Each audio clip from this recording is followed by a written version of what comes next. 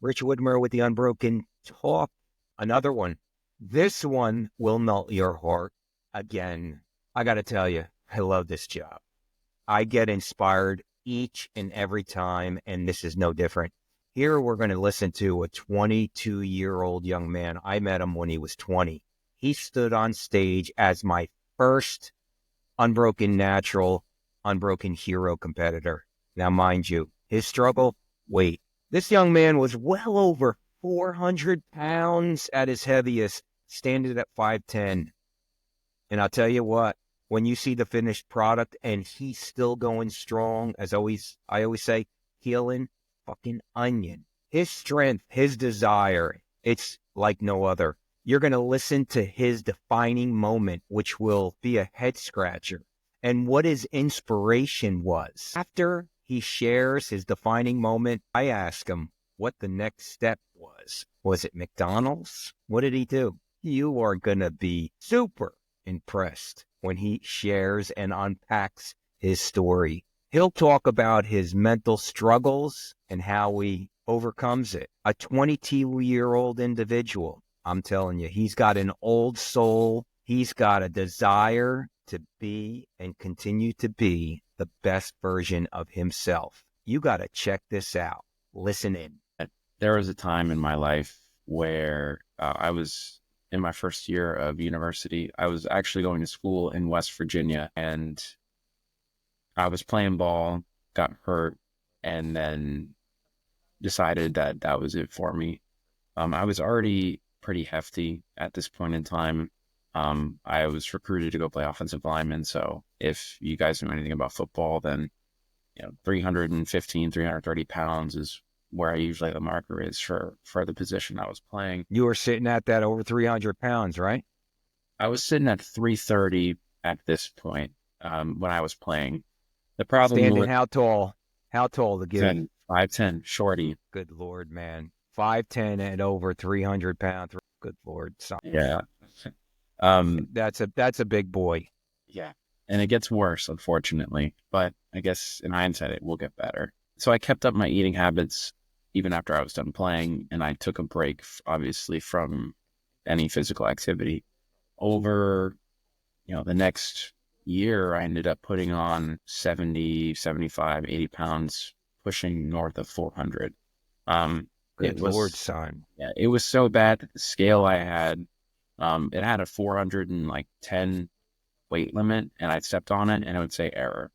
So it was, and this was 2021 in May. 2021 in May. All right, so setting the floor here. Playing football, no longer stuffing, just going ballistic on your eating habits and blew up. What I'm curious about is from the mind frame, like with football and prior, how would you describe the type of person you were then, as far as, goal-oriented, discipline? We know, sports gives you that discipline behavior and teaches you. How did you embrace that point? Did you have that mentality then? Describe yourself before that really started to take off south. I don't think I was disciplined at all with eating. I mean, and I wasn't really pushing that hard in the non-contact part of football. Right. It was really tough. COVID was at its peak when I was going through like my football recruitment and then transitioning into university. So life was difficult going through like quarantine and all this stuff.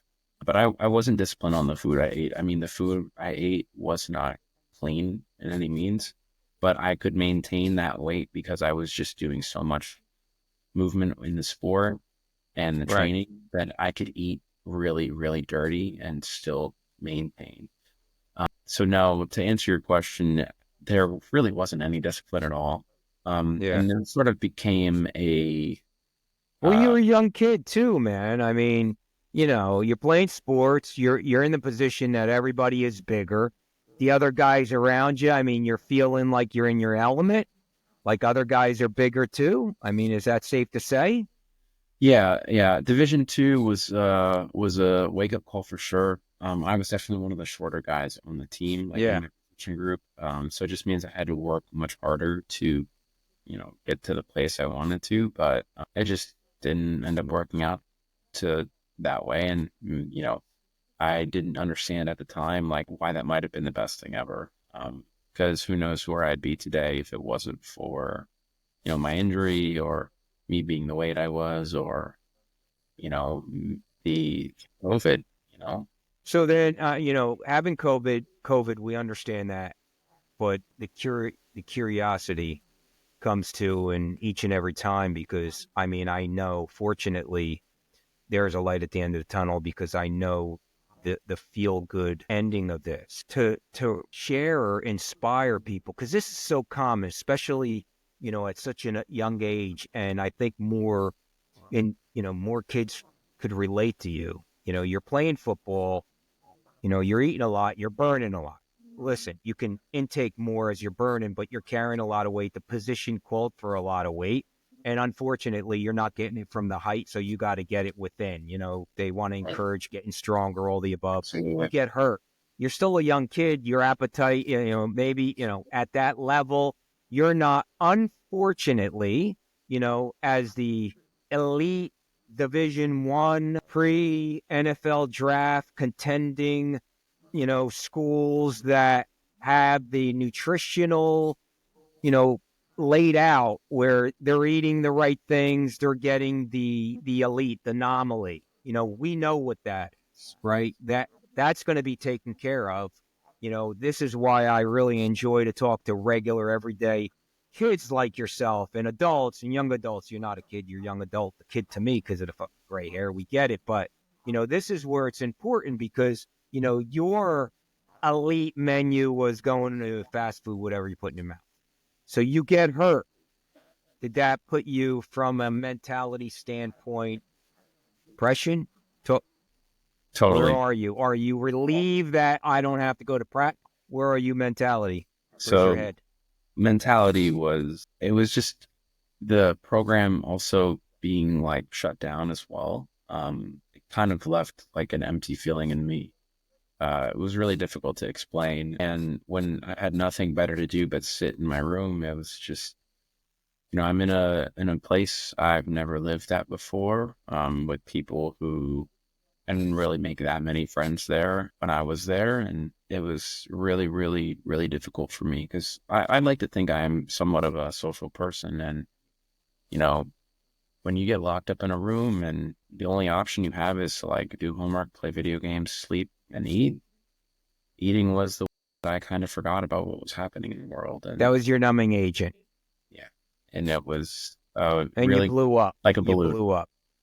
Yeah, I think and just to, make this really reality, I want to, let me see if I can get in here and this. Let's see if we see this. When's that pick, brother? That was actually when I had already dropped about 70 pounds at that point. So this is 70 pounds Yeah. off. So So this we is, see, yeah, this was a little bit before I had started attending UWF, University of West Florida. This was the summer. okay.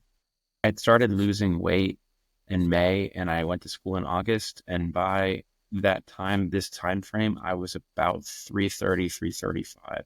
So I So had that's dropped 335 still. yeah, that's, I Okay. have So a, that's a big boy, my friend. I mean, yeah, just you're a big boy. So because listen, you're in a mind frame, we know. I mean, besides in the rut mind frame, did you get into a depression where you thought, to really not want to do anything? You still seemed like you were on the pace of school. Like how severe was the depression? And talk to me about eventually what you did yeah. was there a defining moment to turn it around? Get me there. So it's so crazy because just trying to relive like the feeling. I just have never been through a global pandemic. I mean, most of us haven't. So, well, everything literally shutting down. I mean, I didn't have like a prom or like graduation really. It was unfortunate for high school, and then in college, it wasn't really any better either. And I didn't want to sit in my room all the time, but I was forced to. And that just built up to a constant need to feel like a dopamine rush in my body. And Mhm. the way to do that was honestly play video games and eat. And I would I would go out and I would eat for 4 people by myself. And I'm not kidding. Like I used to eat multiple pizzas in one sitting, and then like bread, like cheesy bread, and then like the dessert. Or I would eat 2 foot long Subway sandwiches with everything on them. I mean, I You have went like, off, dude. You went off. That I was was, your comfort level. and All that wasn't right. the way I'm trying to cope for sure. It was, That was your coping. yeah, Did you talk to anybody from a mentality standpoint or anything? That was just stuck. yeah, I was honestly alone in this one. Couldn't really talk to my parents about it. It was a little tough, kind of a hard conversation. They already knew I was big from playing football. And, when I had gotten to the point of changing it around, it wasn't based on what anyone had told me. It was honestly No, based that's your defining moment, man. What my was it? defining moment was is craziest thing. I rolled out of bed one day, and this was after I had just got home basically from university. This was a couple weeks after, and I decided I wasn't going to go back to West Virginia. I rolled out of bed and I looked at myself, and I realized there was one little spot on my torso on the side, like my oblique, that didn't have a stretch mark from all the weight I had gained and all the fat I was holding on my body. And it just kind of clicked in me, and I went, okay, I'm not going to let this spot on my body ever get a stretch mark. And because I was super insecure about that. I mean, like I got called Tony the Tiger for all like the stretch marks I had, and it ruined like any confidence I had in myself. It ruined my ability to talk to women. It ruined my ability to talk to men. It ruined my ability to look at myself in the mirror and be happy with who I was. And then it instilled a really negative value that I still kind of carry with me today, unfortunately. And I usually always wear hoodies in the gym, always, because I always feel like I'm too big to everybody else. And ever since I started going to the gym, I wear a shirt and I wear a hoodie to try to make myself look smaller because I've been so embarrassed of what I was. Well, you got, first, I mean, and I share this, greatness starts with things you don't want to start, right? And when people eventually start, and it always, whether I want to get in shape better, whatever it is, you know, people naturally assume that it's going to be an overnight. Then I say greatness in the making. You took, let's take it back a step. You took 20 years to teach yourself that you can absolutely 100% without a doubt gain weight. You taught yourself that easily. You I taught broke for yourself 20 years. you could for 20 years, you said when I feel like fucking shit, food makes me feel better. I mean, it's safe to say, right? I mean, it's serious, right? So this is what is most of America, right? I mean, this is it. You said, and you said it with a smile, but you know, this is where the inspiration comes because I know it's a defining moment, and then the defining moment is the realization. But what the most important thing becomes, what I say, it's that follow through, which is there's an inspiration. Like, what? Good Lord, describe. You had that defining moment. Like, you're telling me, just like looking in the mirror at that one piece of patch of skin, like that was enough for you to say, that's it, as live. So that started the fire. What made you? Where made you? How the hell did you wrap all that up and just start something that you never wanted to fucking start? How did you face it, man? Unpack that. That's So amazing, dude. and I really appreciate you being able to give us a platform to talk about stuff like this. I think it's important that Bless you, brother. That's plenty what of it's people for. have stories, and I'm one of them, of course. And but being able to listen to other people's stories is just so inspirational. And I love the opportunity that you're giving us to be able to inspire others. And, you know, the commitment to bettering yourself it's a game in a sense, and you have to play it all the way through. It took a lot for me to even get back on the treadmill. I would force What did it myself. take? When you I would, saw that, yeah. that first, what was the next step, man? You had your first step. You looked in the mirror. What was the next step? Don't tell me it was going to McDonald's. What was the next step? I had very little money left to my name, so I spent the rest of it on a 3-month gym membership. Dude, that the next step? Yes. That is awesome, dude. Yes. I mean, by yourself. No, like nobody coached you. You saw No. your patch of skin and you said, Jim, it is. I mean it, and I have That's awesome, man. I have people Okay. who will corroborate that story too, because that's Dude, I listen, I do not have to not believe you because in a couple minutes, I'm going to show proof is in the pudding. It's like, and there was no pudding in this proof that I'm going to show. Absolutely. It continued on. So before I show it, I'm telling you, this is what this channel is about. You saw before, you shared, and it's incredible. The gym. So how often you had a plan, you got after it. Talk to me about, I know it wasn't a sprint and I just felt great and talking all of a sudden I'm the hottest guy out there. You struggled mentally, man. How did you stick to it? Because you're still sticking to it. There were ups and downs, I'm sure. Take us through how you stuck to it. I ended up spending the money, obviously, to get the gym membership. And I would force myself, and I was just so psychotic and out of my mind, but I would force myself to drive to the gym and I would stand there in the gym for 5 minutes. That's it. I'd stand there and I would be like, okay, I'm going to at least go to the gym and stand in there, even though I don't want to work out. And then by the time I stood in there for 5 minutes, I was like, you know what? I'm here. I might as well work out. So I went through probably a month and a half, 2 months of me just training in the gym. I didn't do cardio. I didn't change my eating. Like I didn't have a plan, but I figured if I took it one step at a time, it'd be much easier to build a balance in my life. And so for about a month or two, I trained pretty hard. I picked up boxing, and then I started really getting into the cardiovascular activities of it. And the weight was falling slowly, but it was falling. And, I didn't really see a change in the body. Maybe just because I wasn't looking for it at the time. But after that, I started to really fix my eating. I found really great resources, plenty of YouTube channels that make high quality foods for lower calorie, higher protein.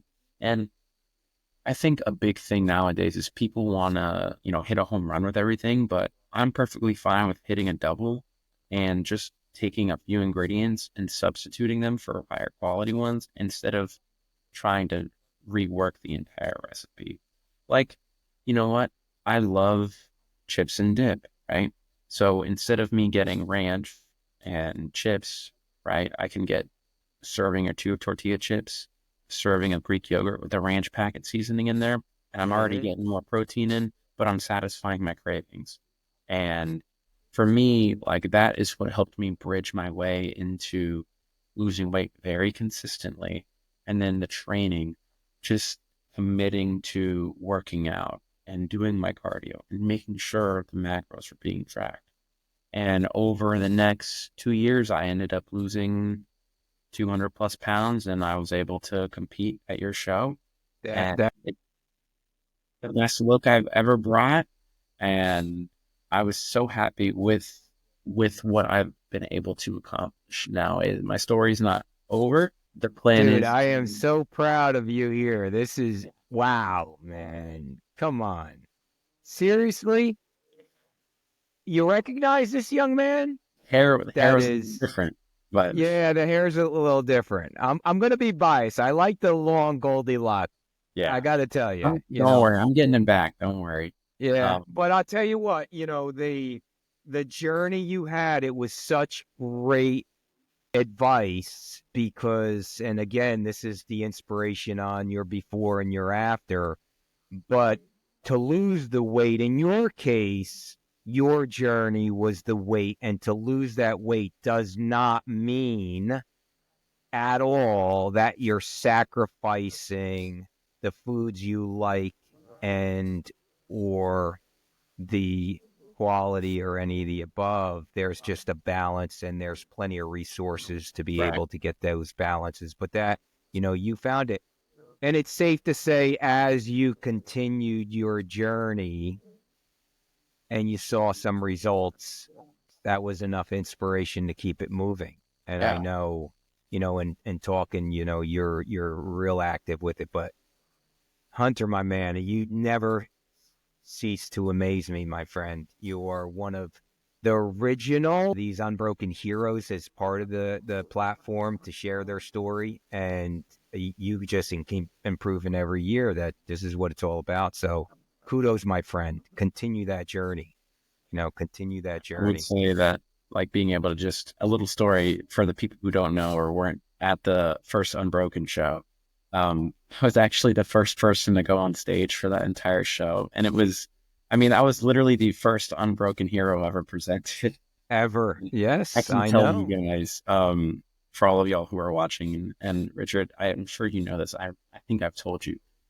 There's a vivid, I know my mother has a video of me walking out, and my heart is beating so hard that you can see it in my posing because I was Oh, so, man. yeah, it's a great video.